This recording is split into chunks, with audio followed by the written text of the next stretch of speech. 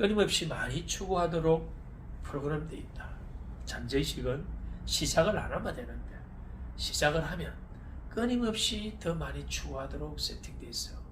자, 본인이 이 공부를 안 했으면 되는데 공부를 하는 이상 이미 시작을 했단 말이에요. 그러면 이 잠재의식에 이제 새로운 정보들이 계속 하면서 집어 들어가는 거예요. 그러면 처음 할 때보다 이제 더 많은 걸 궁금해진 거예요. 처음에는 요거만 궁금해가고 시작했는데 이걸 궁금해가 알게 되는 거 잠재의식의 회로를 점점 확장해가 촘촘하게 만들어버리니까 이거 아닌 이제 이거에 대해서도 관심이 가져지기 시작하고 또 이걸 알다 보니까 이걸 알아보므로 해서 기존에 내가 받았던 이게 또 업그레이드 되는 거예요. 그래서 이 우리의 잠재의식은 그것이 학습이었던 어떤 일이었던 모든 것을 그 부분에서 회로를 만들기 시작하면 마치 눈덩이처럼 더 많은 것을 확장하고 더 많은 것을 받아들이고 더 많은 것을 이루게 되어 있다. 이게 우리가 이야기하는 그 습관이고 천용 신경회로예요. 그와 관련된 부분들에 대한 거. 사업도 똑같은 이 이론이에요. 우리가 세상을 보는 건 우리 이 뇌 마음을 이해하면 좀 더 도움이 되죠. 왜? 사업을 처음 하는 사람들 처음에 대부분 좀 악하게 시작하잖아요. 조금의 시작이가 하다 보면 요만큼 됐거든. 요만큼 하니까 또 욕심이 나서 또 이만큼 되고 이 이룬 성과를 바탕으로 더 많은 욕심을 내고 어떤 사람은 그렇게 이야기해요. 난 1억만 가졌으면 의리 없겠어. 왜냐면 이 사람은 100만 원밖에 없으니까. 근데 1억이 없을 때는 1억이 최고의 자신의 행복의 어떤 조건이라고 합니다. 막상 1억 이루고 나니까 1억은 돈 같지도 않아. 최소한 10억은 돼야 될 거예요. 그럼 이 사람은 10억만 가지면 이제 행복하지. 근데 막상 10억이 되고 나니까 10억은 돈 같지가 않아. 잠재의식은 끊임없이 많이 추구하도록 세팅되어 있다. 그것이 어떤 영역이었다. 그러면 이해가 좀 쉽죠. 근데 이걸 또 어떤 사람들은 여성 편력으로 쓰기도 해요. 한 여성을 만나서 교제를 하면서 다시 그 상대를 파트너를 바꾸어서 또 바꾸고 또 바꾸고 가슴한바가 대표적인 바로 이 끊임없이 더 많이 추구하도록 세팅되어 있는 거예요. 잠재의식이 결국은 장기 기억 영역이에요. 그럼 장기 기억 영역 잠재의식은 결국 전체는 범위예요. 이게 서로 유기적인 협업을 하는 것과 통합된 가장 효율성을 발휘하는 그 상태가 통합성이에요. 전체로 통합된 상태로 작동되고 있는 거예요. 그럼 이 잠재의식 자체가 전체성을 가지고 통합될 때 가장 이상적인 내 상태를 만들고 가장 이상적인 어떤 수행을 이루고 성취를 이루고 내 건강도 만들어주고 내 행복한 삶의 주인공이 될 수 있다. 자, 요걸 이제 좀 더 잡아야 돼요. 그냥 개념적으로만 들어오면 안 돼요. 전체성으로 통합될 때 가장 뭐라고 했나요? 잘 기능한다. 이게 이제 정상적인 뇌예요. 전체성 통합된 거. 근데 트라우마를 경험한다면 어떻게 될까? 트라우마 사건 이전과 이후가 완전히 달라진 세상을 살아가게 됩니다. 자, 트라우마는 발달 트라우마 말고 일반적으로 우리 이야기하는 트라우마는 뭐냐면 내가 견디기 힘들 만큼의 끔찍한 충격적인 사건이나 사고로 인해서 정신적 외상을 입은 거거든. 그럼 정신적 외상을 입었다? 그럼 이건 엄청난 충격적이고 끔찍하다. 뭐와 관련이 돼 있어요? 생존과 관련이 돼 있어요. 내 안전과 관련이 돼 있어요. 그러한 자극과 정보 확 들어왔단 말이에요. 이것이 지속적으로 나를 괴롭히는 거. 그걸 우리는 뭐냐면 외상 후 스트레스 장애라는 거예요. 외상 후 무슨 외상이죠? 정신적 외상 후에 신체가 아니고 정신적 외상 후에 지속적으로 스트레스를 겪거든. 그럼 이건 왜 일어나는가? 너무나 끔찍하고 충격적인 내 안전 생존에 위해가 되는 거니까 우리 뇌에서는 이걸 어떻게 만들어야 될까요? 이 기억을 최고앞에다 만들어놔야 돼요. 그래야만이 다음에 이 유사한 자극이 들어오면 빠르게 반응해서 다시는 그런 경험을 안 하게끔 만들기 위해서 긍정적 의도에 의해서 그와 관련 회로를 굵게 만들어서 최고위의 주도권을 만들어놔요. 그건 못 눌려요. 그건 눌릴 수 있는 게 아니에요. 왜? 우리 뇌는 자신의 생존, 안전을 1번으로 쳐요. 무조건. 내 생존이 제일 중요하거든. 근데 이 트라우마 경험은 뭐예요? 내 생존은 뭐 했어요? 위험했잖아. 너무나, 그래서 다른 사람 잘 보세요. 이 단어가 견디기 힘들 만큼의 충격적이고 끔찍한 사건이나 사고거든. 이건 눌릴 수가 없는 거예요. 작은 건 눌리지만 큰 건 못 눌려요. 못 눌리니까 이놈이 주도권을 다 가져버린다. 그러면 어떤 상태를 맞냐면 이후에 나는 이러한 비슷한 경험을 절대적으로 해서는 안 된다는 긍정적 의도에 의해서 띄워놨는데 이제 그와 관련된 이 회로를 촘촘하게 그물망을 만드는 거예요. 뭐와 관련된 트라우마 경험과 관련된 비슷한 자극 정보에 이런 들어오는 것들을 전부 다 같은 것으로 처리하도록 세팅을 해버려요. 그러니까 트라우마 이전과 이후는 완전히 다른 뇌가 되어 있죠. 자, 그 상태에서 비슷한 것만 들어오면 이제 팍팍팍 뭐 트라우마 경험했을 때 똑같은 상태로 물질을 계속 과잉 분비시키니까 다른 정상적인 공부나 일은 못하는 상태가 되죠. 나는 계속 각성을 만들어야 되고. 그래서 외상 후에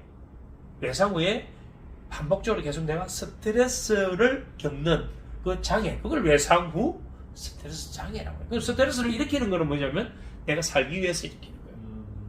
근데 살기 위해서 일으키는데 그 반응에 의해서 실제 사는 게 아니고 표면적으로는 도움이 되겠죠. 이론적으로는. 그러나 나를 지나치게 엉뚱한 부분의 에너지를 과잉 소비시켜버리고 소진시켜버리니까 정상적인 생활을 못하게 만드는 게 트라우마예요. 자, 여기서 이 트라우마 설명을 왜 했느냐. 트라우마 경험은 뭐예요? 너무나 충격적이죠. 이게 너무나 큰 거거든. 그러면 이놈은 내 전체성 안에 통합이 안 된단 말이야. 전체성 안에 들어놓아 있어요. 들어놓아 있는데 뭐 안 된다? 나머지 기억들하고 통합이 안 된다. 너무나 강하니까. 그래서 이놈은 뭐냐면 독자 왕국을 만들어버려요. 독자 왕국. 이걸 우리는 뭐라고 하냐면 해리 현상. 해리라는 건 나누어졌다. 분리되어 있다. 내 안에 통합되지 않는 이 기억이 너무나 크다. 근데 이게 통합되지 않고 지 혼자 있는데 지 혼자 놀면 되잖아. 이게 너무 강하니까 이놈이 다른 뇌 전체에 계속 신호를 보내는 거야. 야, 위험해, 점검해봐 계속 보내는 거야. 그러면서 얘는 전체성의 뇌에서 통제가 될까 안 될까? 안 된다. 지 혼자 놀거든. 지 혼자 놀어. 자, 요 상태가 되기 때문에 뇌는 뭐가 안 되는가요? 통합된 전체성을 못 가졌죠. 그러면 이 뇌는 정상적 기능을 하지 못하는 상태 된다. 지금 그 이야기가 그 이야기예요.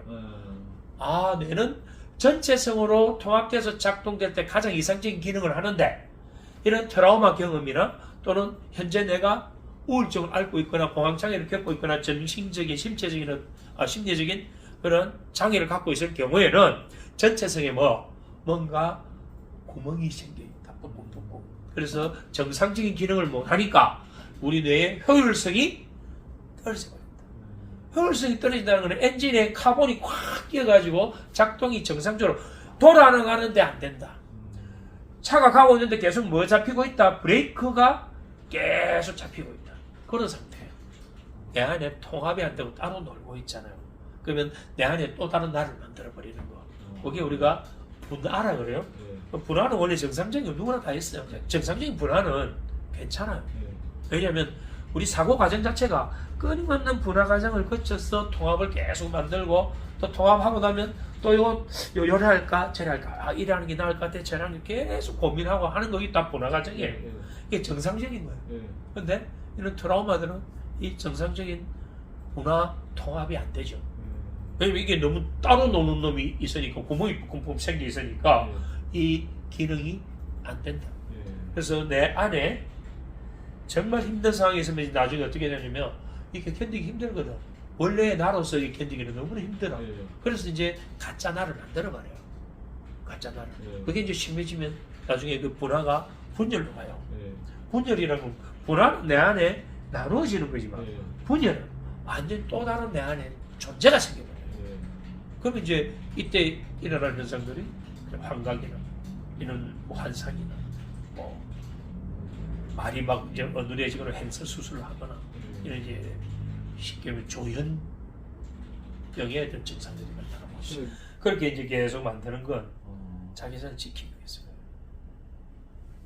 근데 지키기 위해서 그런데 일반적으로는 누구나 다 그런 과정들이 약간은 있어요. 근데 그게 완전한 안에 독립적인 걸 만들어서 여기서는 이 사람으로 살아가고 저기서는 저 사람으로 살아가고 그걸 우리가 이중인격이라고 이야기하거든요. 그럼 이중인격은 뭐냐면 정상이에요. 이중인격은 누구나 다 이중인격자잖아요. 집에서 입는 옷이 다르고 집에서 다르고 집에서 하는 행동이 다르고 바깥에서 하는 행동이 다르고 학생들한테 담배 피우지 말라 하면서 자기는 선생님이 화장실에 담배 피우고 자기가 그 상황과 대상에 맞게끔 자기의 인격을 분화시키는 거죠. 그러는 한다 하더라도 이 선생은 자신의 존재는 또 통합이 돼요. 수업이 끝나면 또 자신으로 또 돌아오니까 관계없다 이 말이에요. 그래서 누구나 다 이중인격자다. 다중인격도 그 이중인격이 더 많은 걸 만들었으니까 다중인격이에요. 누구나 다 다중인격이죠. 다만 우리가 이제 다중인격에 대한 어떤 병적인 상태가 되면 그게 이제 문제고 일반적으로 우리가 사람들 관계에서 좀 다중적 성격을 갖고 있다면 그건 문제는 아니야. 근데 그게 사회생활을 하거나 다른 사람들 관계에서 문제가 생기거나 본인이 갈등과 고민이 너무 고통이 심해지면 왠지 힘들고 우리의 세상 모형을 이야기하고 있는 거예요. 주관적 필터를 이야기하고 있는 거예요. 모든 것은 자신이 갖고 있는 그 세상 모형과 주관적 필터 거기에 부합되는 것들만 받아들여요. 그럼 이 경험은 객관적인 게 아니에요. 주관적인 거예요. 그래서 모든 건 주관적으로 받아들이고 또 뭐 자기 중심적으로 받아들여요. 이건 개인도 마찬가지고 단체도 마찬가지고 국가도 마찬가지고 지금 국제적으로 일어나고 있는 여러 가지 전쟁 상황에서도 옆에서 보면 이쪽에서는 자기들이 정이고 저기 악이에요. 반대쪽에서 가면 이쪽이 정이고 저기 악이에요. 지금 현재 상황으로 보면 이 사람들이 잘못했는데 과거에 제공은 이 사람들이 또 했어. 이 모든 것들을 보면 결국은 뭐예요? 자기 주관적이고 중심적인 관점에서 그들이 만든 어떤 가치나 그들이 만든 세상 모형의 기준이 잣대가 되어 있는 거예요. 절대적인 답이 사실은 없잖아요. 그래서 모든 것은 주관적으로 받아들이고 주관적으로 반응하게 되어 있는 거예요. 이번에 지금 그 이스라엘하고 지금 어디하고 팔레스타인하고 그 전쟁하고 있잖아요. 전쟁도 아니지 뭐 지금 뭐 애들하고 뭐 그냥 그 유화도 아니고 신생하고 싸움이에요. 애들하고 신생하고 싸움. 저는 뭐 씨를 다 말려버리는 수준까지 갈 수 있는 정도의 차이가 나니까 저 부분에서 이걸 가지고 우리 보면 이스라엘은 자기 입장에서 뭐 정말 이거는 용납이 안 되는 거예요. 그게 막 넘어와가지고 어린애 목을 쳤다 그러잖아. 그러면 이건 국민들 정서가 이미 비정상적으로 되어 있죠. 이스라엘도 완전히 자기들 주관적 세상이 뭘 이건 용납이 안 돼. 근데 이쪽에서 보기에는 뭐냐면 우리 잘 살고 있는데 왜 너가 들어왔어? 우리 땅 빼앗아가지고 너희 땅처럼 살고 그리고 그것도 장벽 치가지고 여기는 굶어 죽고 있는데 거기서는 전부 비키니 차림으로 수영이나 하고 있고 경상도 말로 처벌 나는 게 지소리야. 그러면 정의심, 적개심 생기는 게 당연한 거 아니에요? 그럼 그걸 저 사람들을 침략자를 몰아내는 건 그건 독립운동이에요. 아니 관점을 바꾸면 그렇게 되잖아요. 어느 것이 옳다라는 게 아니에요. 우리나라가 독립운동했을 때 그러면 저 관점에서 보면 빼앗겼을 때는 우리 국민이 그래 많이 죽었는데 우리가 독립운동하고 뭐 폭탄 터뜨리고 해가지고 일본 놈들을 죽이려고 했던 건 일본 놈들이 볼 때는 저런 끔찍한 미개인들이 우리를 구했다라고 대한민국 독립운동을 테러로 볼 수도 있다. 국가든 단체든 조직이든 개인이든 모든 건 뭘로 받아들인다? 주관적으로 받아들인다. 이걸 절대 전제로 깔아놔야 돼요. 그래야 우리가 상담 과정에서도 저 사람들이 갖고 있는 저 내담자 갖고 있는 문제에 대한 본질을 접근할 수 있어요. 왜? 그 내담자 갖고 있는 문제는 전부 다 대부분 자기 상실이에요. 자기 상실인데 그건 전부 다 주관적인 자신의 믿음을 만들어놓고 주관적인 신념을 만들어놨고 그 신념이 대부분 비합리적이 된 말이에요. 그것에 의해서 심리 문제를 일으키고 있죠. 자, 마지막 요 단어도 중요해요. 부정어를 우리 잠재의식은 직접적으로 처리하지 못한다. 이런 단어를 이렇게 해놓고 이해를 못해요. 이해가 안 자, 스포츠에서 코치가 선수에게 이런 말을 해요. 야! 긴장하지 마! 하거든. 긴장하지 마! 잘 보세요. 우리는 이제 공부를 했으니까 알잖아. 기도하게 되는. 우리 기억이 어떻게 된다 했어요? 언어로 부화돼서 저장되고 거기에는 뭐 특정한 정수를 묻힌다 했잖아요. 그러면 긴장이라는 단어에는 각성되고 뻣뻣해지고 부정적인 그 정서가 가득 묻어 있는데 우리 뇌는 어떤 단어가 들어가면요 얼마나 반응을 빠르게 하냐면 1000분의 1초 만에 반응을 해요. 그래서 긴장 딱 하는 순간 이미 긴장 상태를 만들고 있다. 그 사람은. 자, 뒤에 하지만은 부정적 언어다 이 말이에요. 그러니까 부정적인 부분에 부정, 긴장 부정이거든. 부정에 대해서 부정 단어가 들어갔으니까 이건 긍정이에요. 긴장하지만은 원래 긍정적 언어죠. 부정적 긍정 언어예요. 부정적 긍정 언어. 이걸 우리 뇌는 미안하지만 해석을 못해요. 어떻게 뇌는 해석을 하느냐면 정말 정교해요. 긴장하면 일단 긴장을 먼저 떠올려놔야 해석하지 말을 뇌에서 작동시켜요. 그러면 긴장 떠올리는 순간 이미 뭐가 분비되느냐면 물질이 분비가 됩니다. 그래서 나는 이미 더 긴장된 상태가 와버리는 거예요. 그래서 긴장이라는 단어를 듣는 순간 이 선수는 과거에 자기가 긴장했던 그 모든 기억들까지 신경회로를 활성화시키고 물질을 분비시키면서 더 긴장되는 상태를 만들어요. 이거 뭐예요? 부정어를 직접적으로 처리하지 못한다 이 말이에요. 하지 말을 처리를 해야 되는데 앞에 뭐가 붙어버렸나요? 긴장하지 말을 했으니까 이 부정어를 처리를 못한다 그 이야기예요. 야, 그럼 우리가 쓰는 언어를 떨지 마, 긴장하지 마, 불안해하면 안 돼, 불행하지 마, 나태하지 마, 게으르지 마 이런 단어보다는 우리는 이제 어떤 단어로 바꿔야 될까요? 긍정적인. 그렇죠. 자, 제가 사자를 떠올리지 마세요 하면 먼저 뭐를 떠올리나요? 사자를 먼저 떠올려야 떠올리지 말고 해석되니까 이미 사자가 떠올라버려요. 호랑이를 떠올리지 마세요. 호랑이가 떠올라버려요. 아, 우리 뇌는 이렇게 작동되는구나.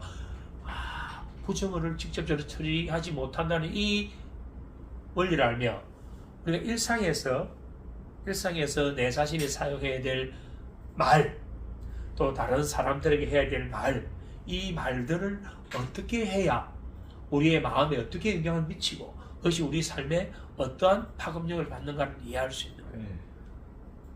자, 오늘 여기까지 해서 이제 쭉 설명드렸고 그 나머지 이제 요 안에 오늘까지 수업한 요 내용을 가지고 이제 쭉 풀어나가는 게 여기서 뒤에 페이지가 길게 나가죠. 어디까지냐면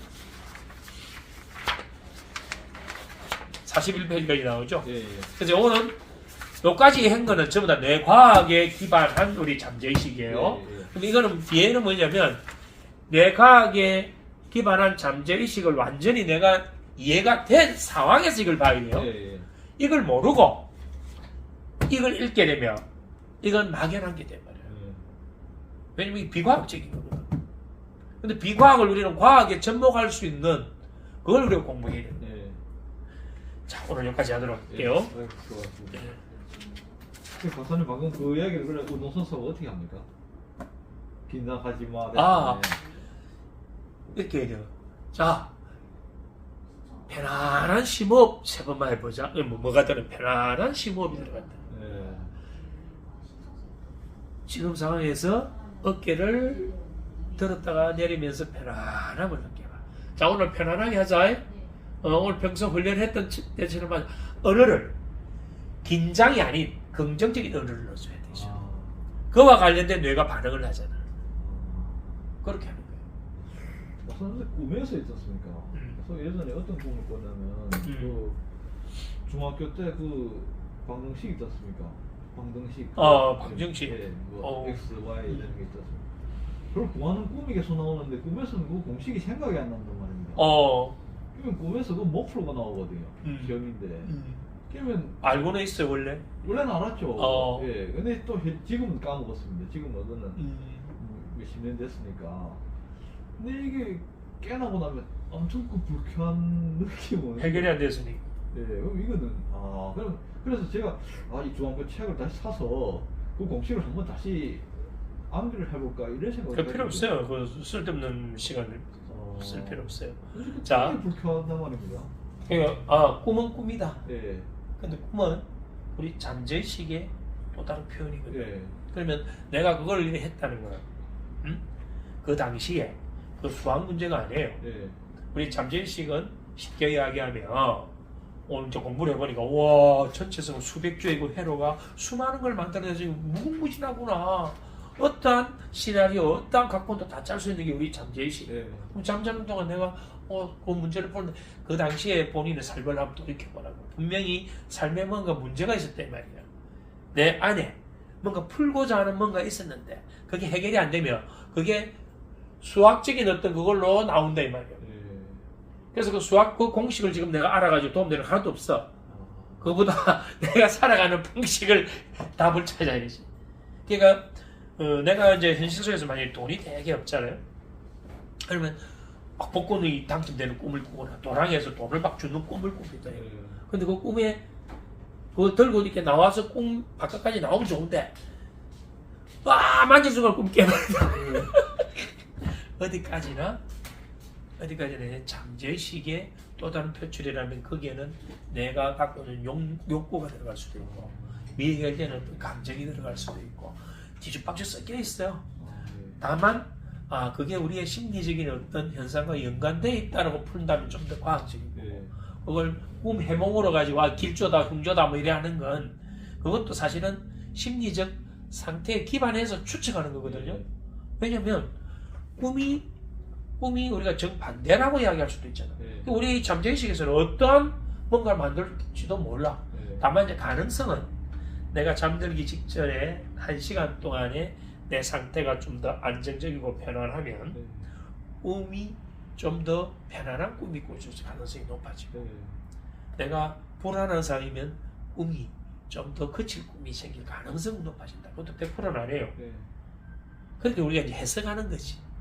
그걸 이제 우리는 푸는 게 뭐 나중에 또 공부하겠지만 비합리적 신념을 합리적 신념으로 논박을 해야 되는 거예요. 그 꿈이 지금 현실에 나와 무슨 관계 있어? 그건 내가 공부해 보니까 결국 잠재의식에서 그 방정식이 아닌 내 삶의 다른 문제에 대한 뭔가를 해법을 구하고자 했는데 그게 좌절됐거나 그게 안 채워졌을 때 그런 형태로 나타나서 뿐이야. 꿈은 꿈일 뿐인데 그걸 가지고 지금 내가 현실에서 뭔가 기분 나쁘다고 한다면 내가 정말 그건 잘못된 거 아니야? 꿈은 꿈일 뿐이야. 그건 내 현실에 전혀 관계없는 거야 라고 논박을 해줘야 돼. 논박을 통해서 그래 꿈은 꿈이지 하고 하는 게 합리적 신념이에요. 그럼 지금 본인 아직 비합리적 신념에 머물러 있지.